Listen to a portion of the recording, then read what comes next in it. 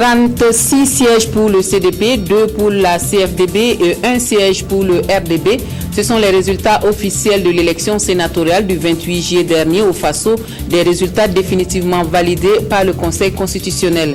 Un portail d'information sur Internet au profit des petites et moyennes entreprises, une innovation du ministère de l'Industrie, du Commerce et de l'Artisanat pour soutenir le secteur privé burkinabé. Et puis en Tunisie, on n'espère plus que le dialogue de sourds qui a lieu en ce moment entre le parti islamiste au pouvoir et l'opposition, des opposants qui pour l'heure ne réclament rien d'autre que la démission du gouvernement. C'est le menu du 20h de la télévision du Burkina. Bienvenue à tous et merci de nous suivre. Tout de suite, ce communiqué émanant de la Fédération des associations islamistes du Burkina. Le président du Présidium de la Fédération des associations islamistes du Burkina, islamique du Burkina, président de la Commission nationale d'observation de la Lune, porte à la connaissance des fidèles musulmans ainsi que l'ensemble de la communauté nationale que le croissant lunaire marquant la fin du jeûne du Ramadan a été aperçu ce jour, mercredi 7 août 2013, dans plusieurs localités de notre pays par les équipes d'observation de la Commission. Par conséquent, la fête de l'Aïd el-Fitr sera célébrée le jeudi 8 août 2013 sur toute l'étendue du territoire du Burkina Faso. Le Présidium souhaite une très bonne fête aux fidèles musulmans ainsi qu'à tous les habitants du Burkina Faso et prie par la même occasion Allah le Tout-Puissant de répandre sa paix et sa miséricorde sur notre cher pays. Pour le Présidium, c'est signé Eladj Adama Sakandé, chevalier de l'Ordre national, membre du Présidium. Et puis cet autre communiqué émanant du ministère de la Fonction publique, du Travail et de la Sécurité sociale. Le ministre de la Fonction publique, du Travail et de la Sécurité sociale communique: tous les candidats au concours direct de la fonction publique session 2013 sont informés que les concours programmés le jeudi 8 août 2013 pour jour de la fête de Ramadan seront administrés le mardi 13 août 2013 sur toute l'étendue du territoire. Ce sont NRF, cycle B, greffier. Pour le ministre et par délégation du secrétaire général Kouroubi Sinare, chevalier de l'ordre du mérite. Voilà, suite de ce journal, le Congrès pour la démocratie et le progrès remporte la plus grande majorité des sièges au sénatorial du 28 juillet dernier. Cela a été définitivement confirmé par le Conseil constitutionnel qui a procédé à la proclamation officielle de ces résultats ce matin. En chiffres, le CDP obtient 36 sièges contre 2 pour la CFDB et 1 siège pour le RDB. Aucun recours n'ayant été enregistré par cette juridiction supérieure, ces résultats ont donc été validés. Moumouni Soubega. CDP, 12 600 voix, 36 sièges. CFDB, 482 voix, 2 sièges. RDB, 204 voix, 1 siège pour 39 sièges à pourvoir.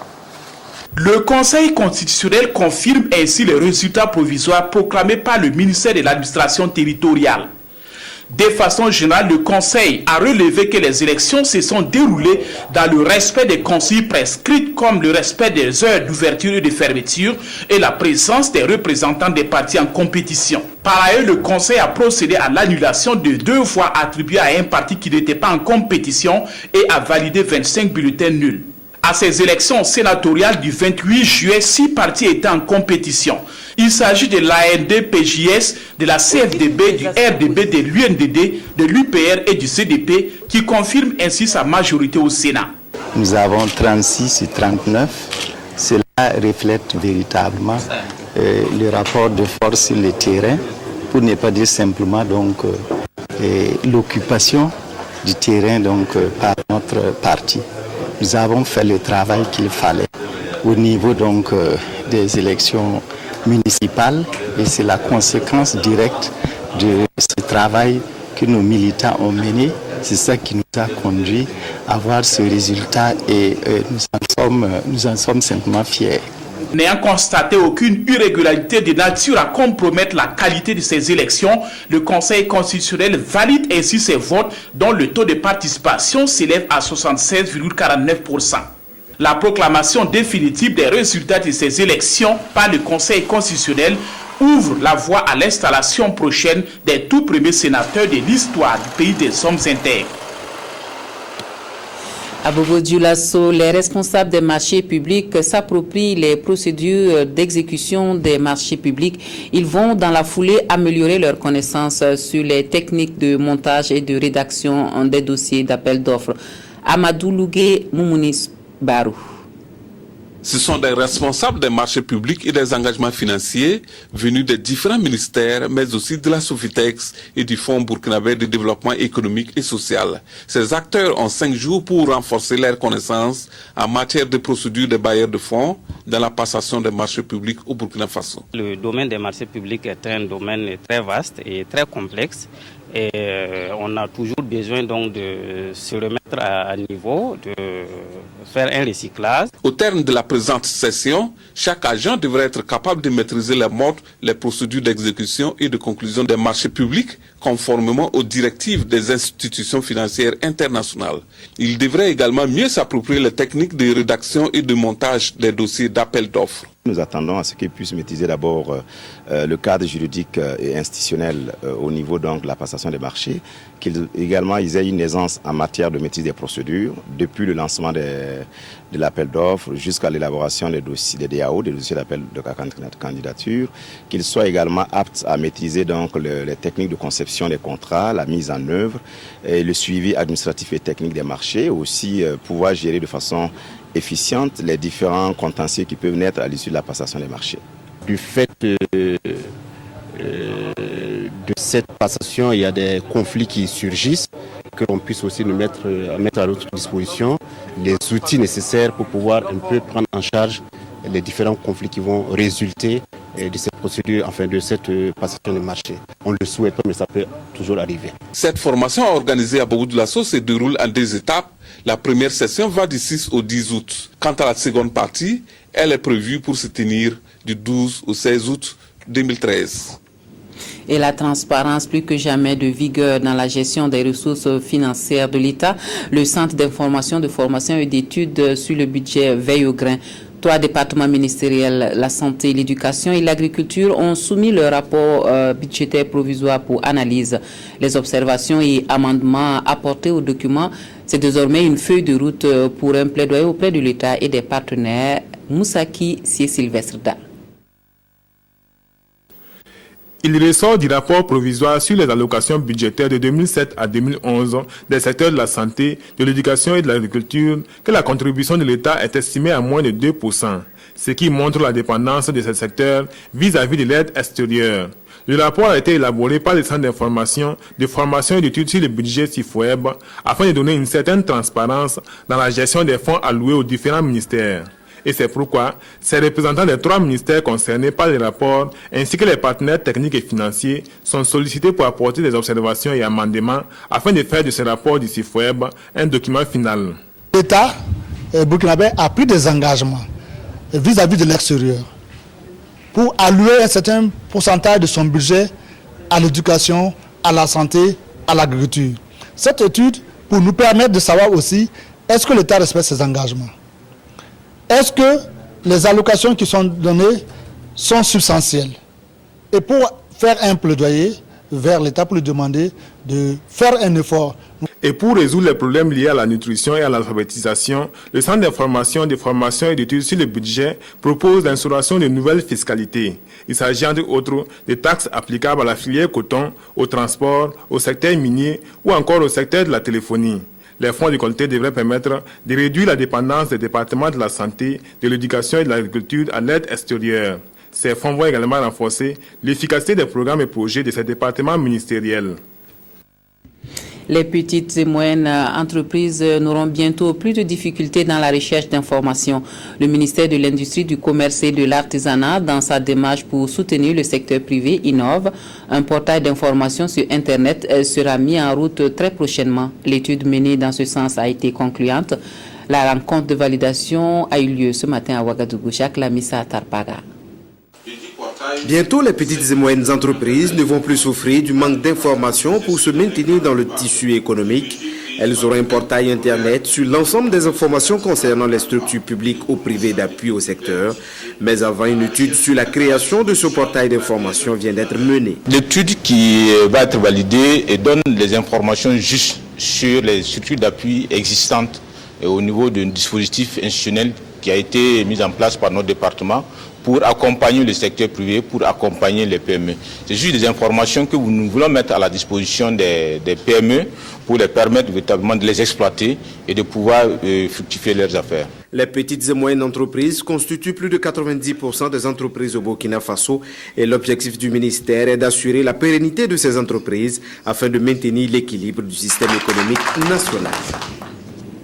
Les acteurs de la navigation aérienne et les services de la météorologie se veulent plus à l'écoute de leur clientèle pour de meilleures prestations de services météorologiques.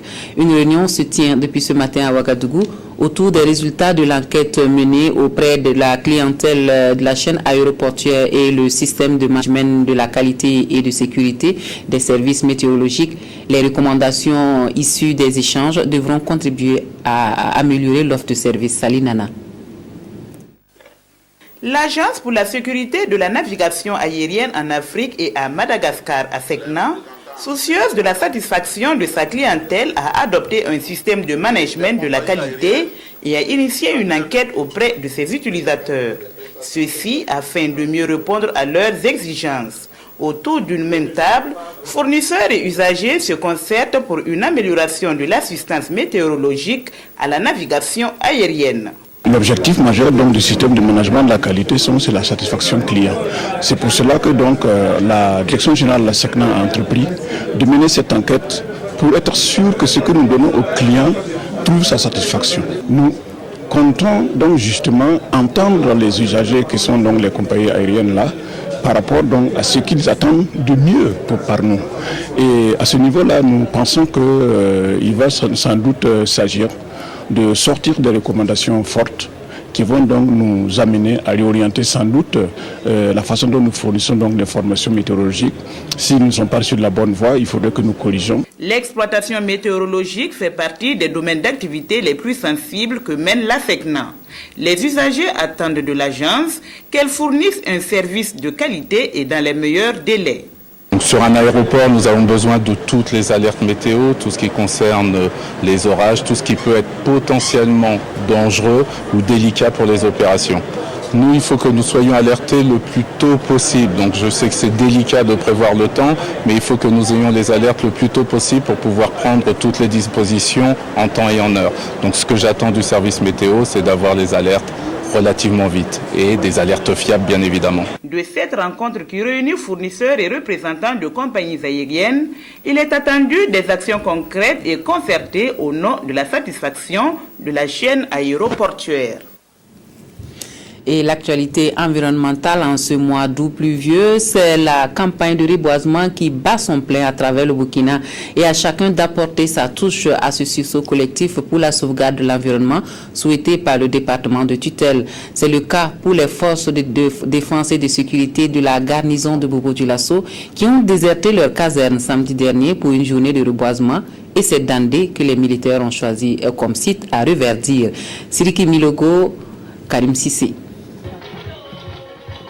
Nous sommes sur le site militaire de Dandé. Armée de terre, sapeurs-pompiers, base aérienne, gendarmerie, douane, police, eaux et forêts, population de Dandé et autorités sont réunis ici pour une journée de reboisement.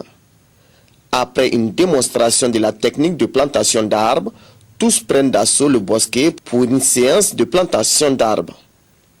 L'objectif, lutter contre l'avancée du désert, reconstituer l'écosystème et préserver la nature pour la génération future. L'objectif visé, c'est de contribuer, n'est-ce pas, à l'effort national de reforestation qui a été lancé par plusieurs autorités de la place. Donc nous apportons aussi notre pierre, n'est-ce pas, à cette activité-là, afin, n'est-ce pas, de lutter contre la désertification. Les bénéficiaires qui ont salué cette initiative entendent tout mettre en œuvre pour la protection des arbres plantés. Pour la protection de ces arbres, je pense qu'il y a de notre devoir. Si aujourd'hui l'armée quand même s'est impliquée et a amené des plantes pour la commune, je pense qu'il est de notre devoir de l'entretenir, de concert avec le préfet.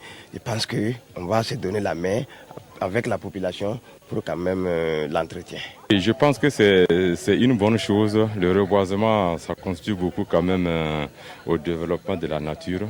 Donc je pense que vraiment c'est une très bonne chose, vu qu'il y a eu au moins 2 années parce qu'on n'a pas pu faire quelque chose. Donc je pense que quand même cette fois-ci, je pense que quand même c'est très bien. Ce sont au total 2000 plantes qui ont été mises en terre sur une superficie de 2 hectares. C'est depuis 2005 que cette plantation d'arbres a été initiée sur ce site. Il faudra surtout planter utile, c'est-à-dire en fonction des possibilités d'entretien pour un meilleur taux de survie des plantes. Et c'est dans cette dynamique que se poursuit la campagne Ouagala Verte. Le défi de l'édition 2013, c'est de planter 40 000 arbres dans la commune et le Lions Club apporte sa contribution à ce défi environnemental. Le club service a offert 1000 plants à la municipalité. C'est Sylvestre Da.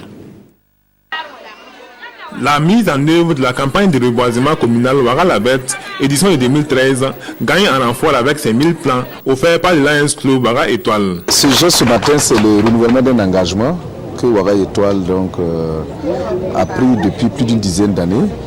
Il s'agit d'accompagner la mairie de Ouagadougou dans le cadre de l'opération Ouagala Verte.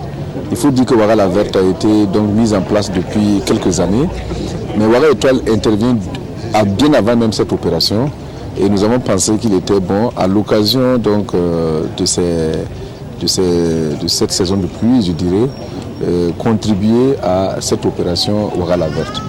Les membres du club s'engagent à participer à la plantation et à l'entretien des plants offerts. Nibila Yaro et ses camarades entendent ainsi mettre leur expérience en matière de suivi et d'entretien au profit des personnes physiques et des structures qui seront bénéficiaires de cette dotation du club. L'objectif étant d'être en adéquation avec la recommandation planter utile. Dorénavant, nous n'allons plus planter en nombre, en quantité. Nous allons planter utile, nous allons planter responsable.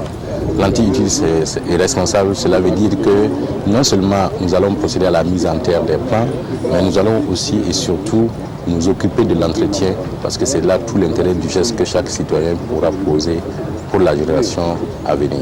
Dans le cadre de la campagne de reboisement Ouagala Verte entamée le 19 juillet dernier, ce sont au total 40 000 plants qui vont être mis en terre à travers le territoire communal.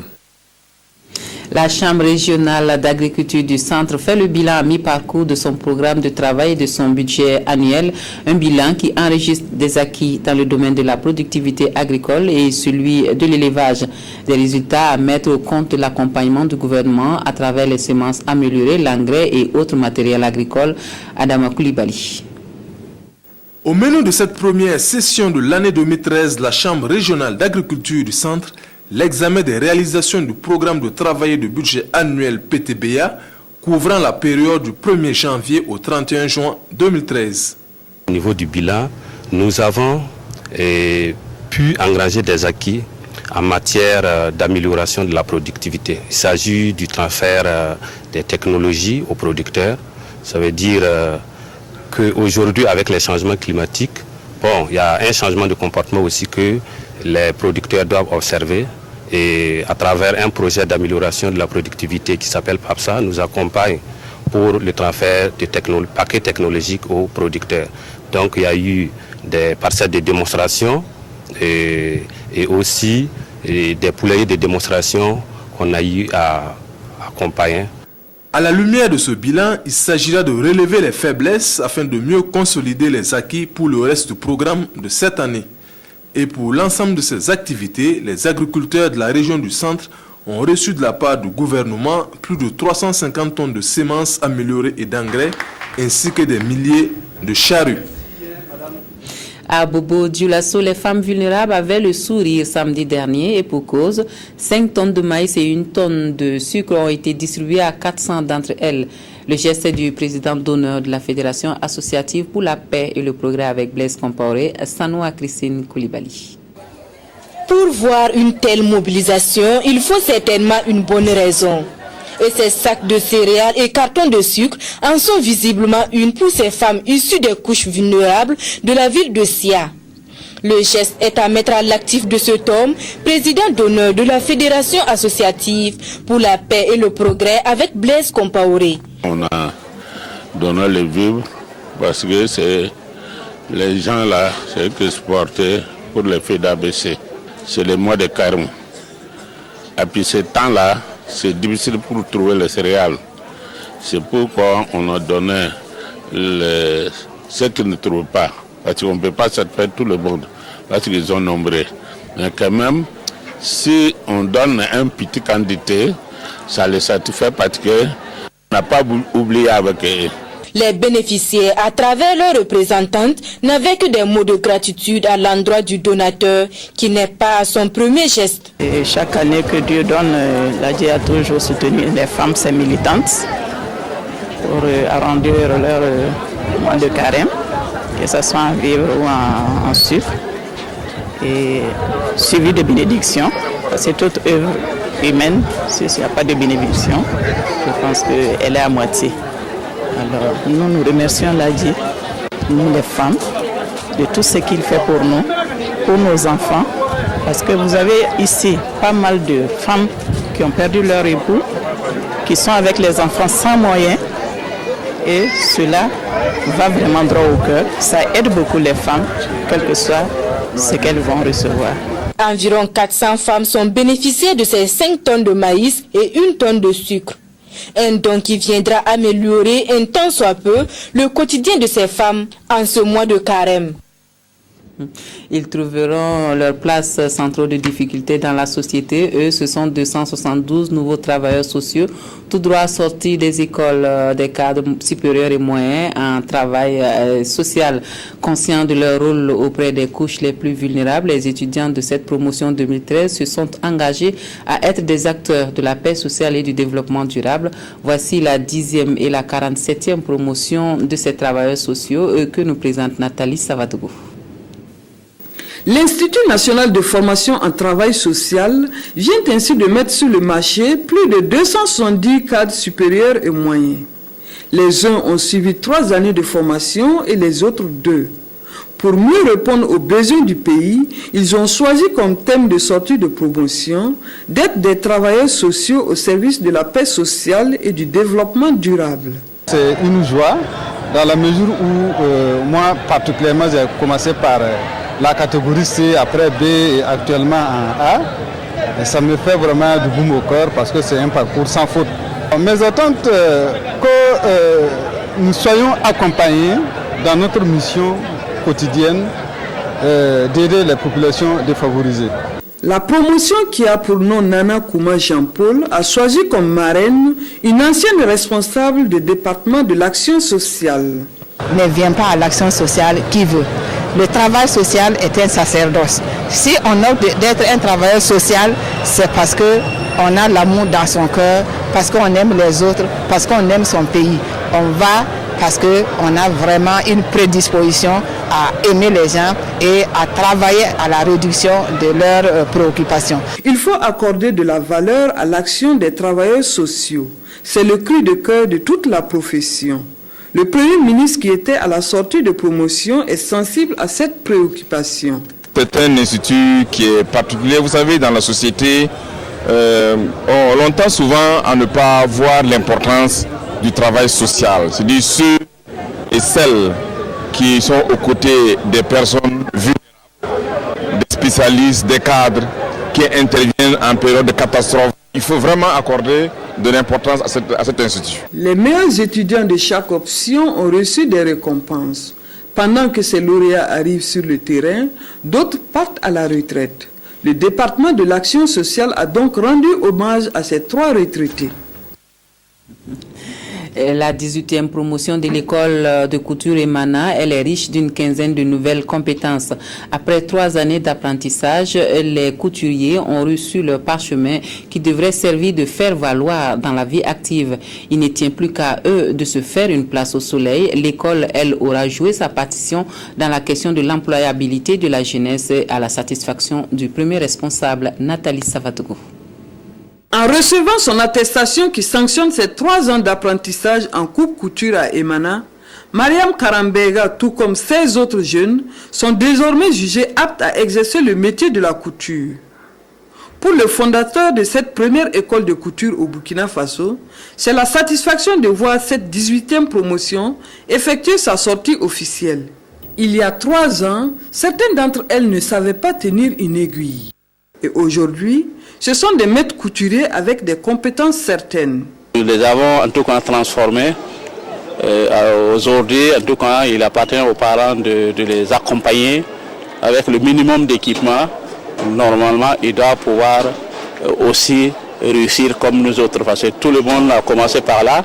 Nous, à notre début aussi, c'était comme ça. La représentante du ministre en charge de l'artisanat, président de cette cérémonie de sortie, tout en saluant les efforts du fondateur de cette école dans le domaine de la formation professionnelle depuis une vingtaine d'années, a rappelé l'importance de l'artisanat dans l'économie burkinabé, particulièrement le secteur de la couture. Ce secteur constitue une niche d'emploi au Burkina Faso. C'est pourquoi le ministère en charge des questions de jeunesse, de la formation professionnelle et de l'emploi encourage les initiatives privées comme celle d'Emana Couture qui visent à offrir de la qualification aux jeunes, toutes choses qui renforcent leur employabilité.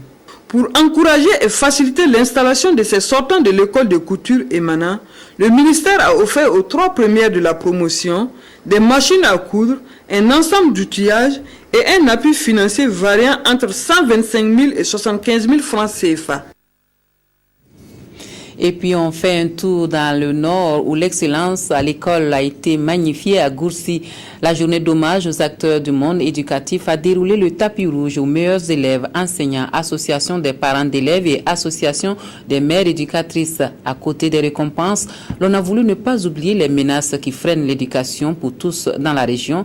Aussi, la journée a-t-elle permis de tirer la sonnette d'alarme sur les violences faites aux enfants et leur paillage. Adama Ouedraogo, Sie Sylvestre Da. Cette journée de l'excellence dans la région du Nord a été célébrée sous le thème « La violence faite aux enfants et la fréquentation des sites d'orpaillage, frein pour une éducation pour tous ».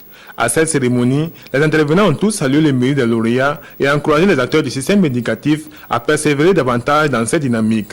Dans la région du Nord, le taux de succès au CEP est de 68%.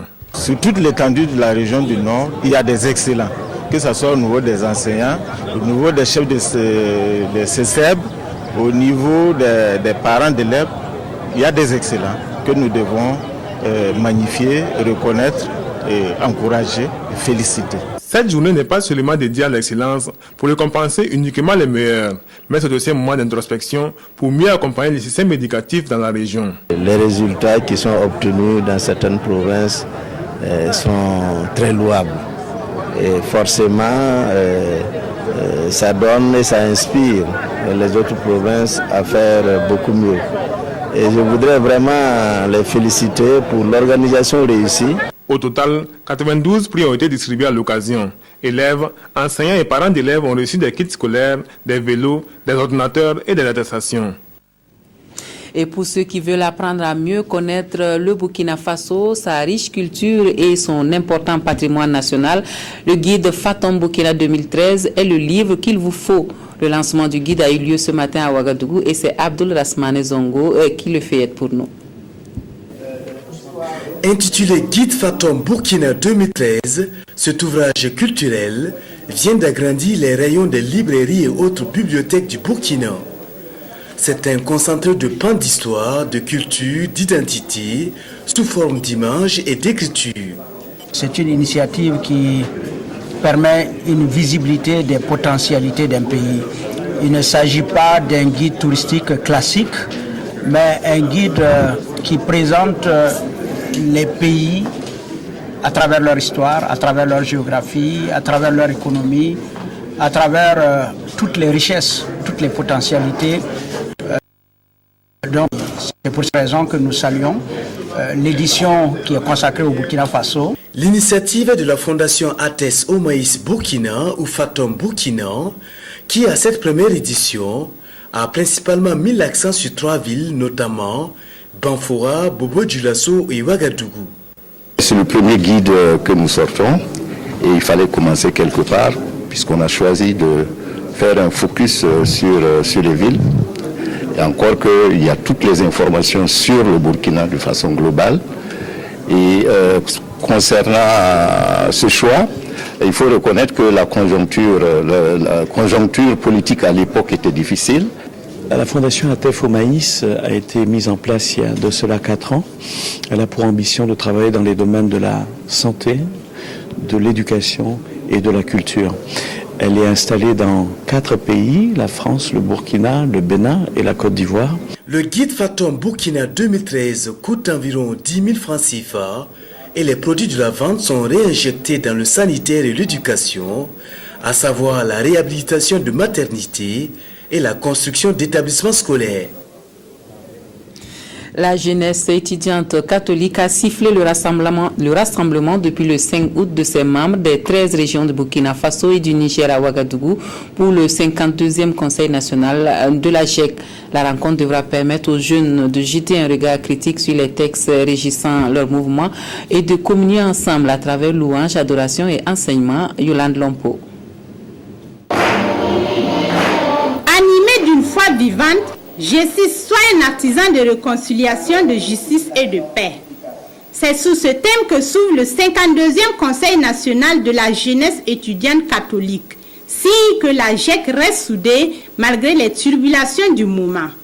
Venus des 4 coins du Burkina et du Niger, ces jeunes et leurs aînés vont pendant plus d'une semaine passer en revue les actions menées par le mouvement dans la formation spirituelle, jeter un regard critique sur les textes régissant leur mouvement, se fixer un nouveau challenge pour un monde de paix et rendre grâce à Dieu.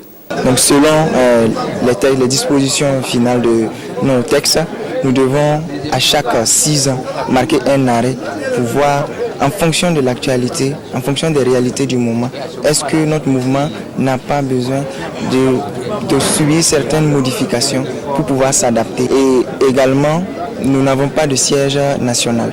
Et depuis le conseil dernier à Dori, nous sommes inscrits dans une dynamique de contribuer nous-mêmes d'abord pour avoir un terrain. Et en vue d'aider la jeunesse à retrouver ses repères, le présent thème adopté au Conseil national passé à Dori comprend 2 phases qui sont la formation et la sensibilisation. Aussi, le clergé les a exhortés à demeurer dans la foi et à ne pas succomber aux tentations de ce monde. C'est un événement important, signe de la vitalité de la jeunesse, qui est fer de lance aussi de notre Église famille. Ce rassemblement de une portion de la jeunesse que l'Église essaie de voir, de rencontrer aussi pour la stimuler à continuer d'être celle de la terre, lumière du monde. C'est en 1961 que ce mouvement estudiantin s'est donné pour mission de prospecter la foi des adhérents à travers des congrès nationaux en vue de se doter de nouvelles orientations et d'enraciner la foi à l'exemple du Christ. Voilà, je reprends pour vous ce communiqué pour finir. Le président du Présidium de la Fédération des associations islamiques du Burkina, président de la Commission nationale d'observation de la Lune, porte à la connaissance des fidèles musulmans ainsi que de l'ensemble de la communauté nationale que le croissant lunaire marquant la fin du jeûne de Ramadan a été aperçu ce jour, mercredi 7 août 2013, dans plusieurs localités de notre pays par les équipes d'observation de la Commission.